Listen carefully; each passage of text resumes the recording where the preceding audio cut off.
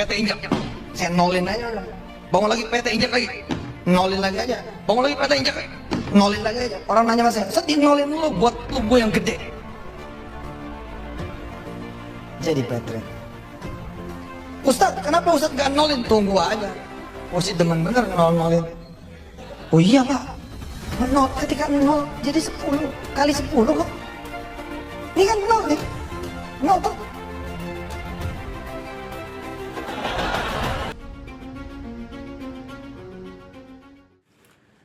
Bismillahirrahmanirrahim. Assalamualaikum warahmatullahi wabarakatuh.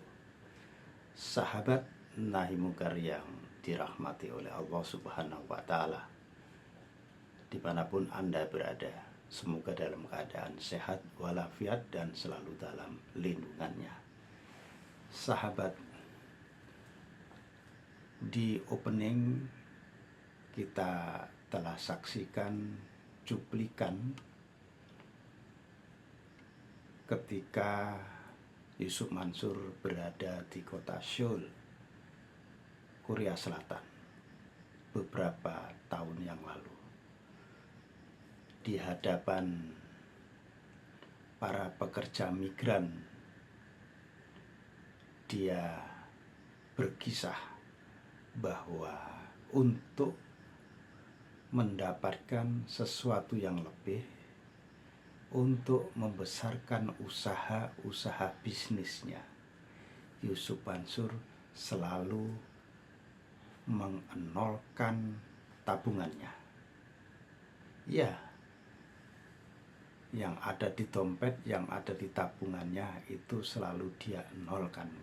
Kemanakah tabungan itu dia salurkan? Tidak lain, katanya dia sedekahkan. Dengan cara seperti ini, lagi-lagi kata Yusuf Mansur bahwa usaha-usahanya itu akan cepat melesat, menjadi besar, menjadi populer, dan menguntungkan secara duniawi. Nah saudara, apa yang hendak disasar oleh Yusuf Mansur tidak lain adalah agar pemirsa, agar jemaahnya itu mencontoh perilaku Yusuf Mansur, mensedekahkan hartanya untuk mendapatkan sesuatu yang lebih besar lagi. Misalnya begini, ketika Anda bercita-cita ingin membeli mobil, maka motor kesayangan Anda satu-satunya harus disedekahkan. Nanti akan mendapatkan mobil sebagai gantinya. Ketika Anda ingin mendapatkan uang 100 juta, maka hendaklah bersedekah sebesar 10 juta. Ada perkalian 10 dalam kaitan penggantian uang sedekah tersebut. Ini versi Yusuf Mansur. Dan orang-orang yang terpesona tentu saja akan mengikutinya, dan tentu saja akan berakhir dengan kemurungan. Karena apa?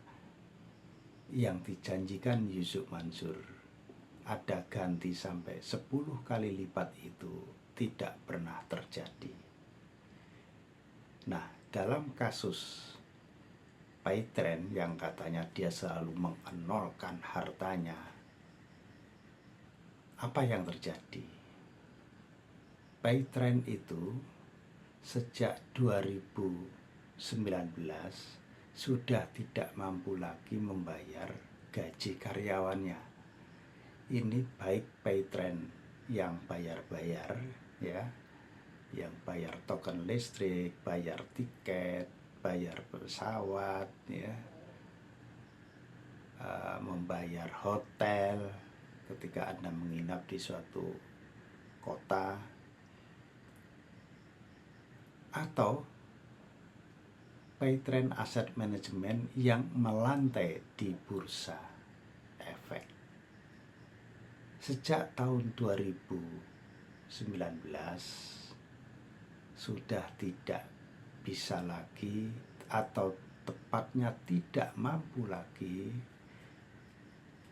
membayar karyawan. Jangankan karyawannya, para direksinya pun tidak dia bayar.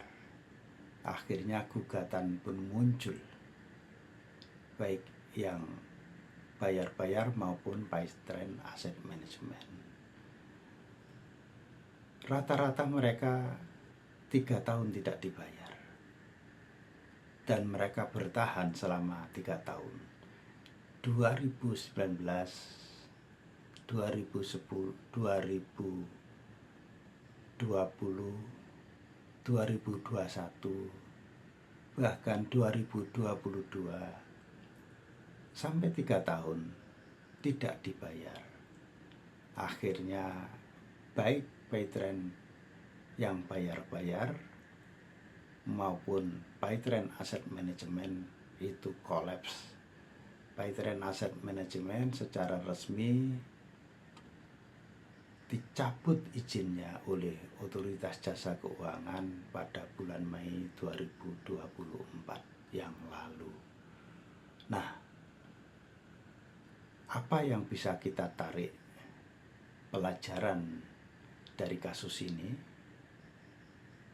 Bahwa kemana infak yang dicontohkan oleh Yusuf Mansur tadi, kalau dia bicara di depan jemaahnya, tentu saja sasarannya adalah para jemaah itu yang punya cita-cita tinggi untuk mendapatkan sesuatu yang bersifat duniawi, lalu dia bersedekah. Kepada siapa sedekah diberikan? Kepada Yusuf Mansur. Sementara Yusuf Mansur sendiri tidak pernah melakukan itu. Buktinya Paytrend pun logrok, ambruk, kolaps, tidak bisa bangkit lagi. Bahkan alamatnya saja tidak bisa, dan pun logrok, ambruk, kolaps, tidak bisa bangkit lagi. Bahkan alamatnya saja tidak bisa dilacak karena semuanya sudah bubar. Nah, inilah pelajaran berharga untuk umat Islam Indonesia terhadap apa yang selama ini digembar-gemborkan oleh Yusuf Mansur tentang sedekah. Dan sedekah itu tentu saja kepada dirinya. Kita lihat mulai dari investasi batu bara tahun 2009, lalu ada Kondotel Moyavidi, ada Hotel City, dan sebagainya. Semua investasi itu ambruk dan diambrukkan. Lalu uang investor tidak bisa diambil kembali. Inilah saudara yang perlu kita sosialisasikan, bahwa selama ini Yusuf Mansur itu hanya ngedabru saja, hanya berbohong, dan bohongnya itu agar orang-orang bersedekah kepada dirinya. Dia yang menjadi kaya raya, sementara para pensedekah atau para investor itu menjadi papa. Saudara, bagaimana pendapat Anda? Silakan ditulis di kolom komentar. Billahi taufiq wal hidayah wa ridha wal inayah. Wassalamualaikum warahmatullahi wabarakatuh.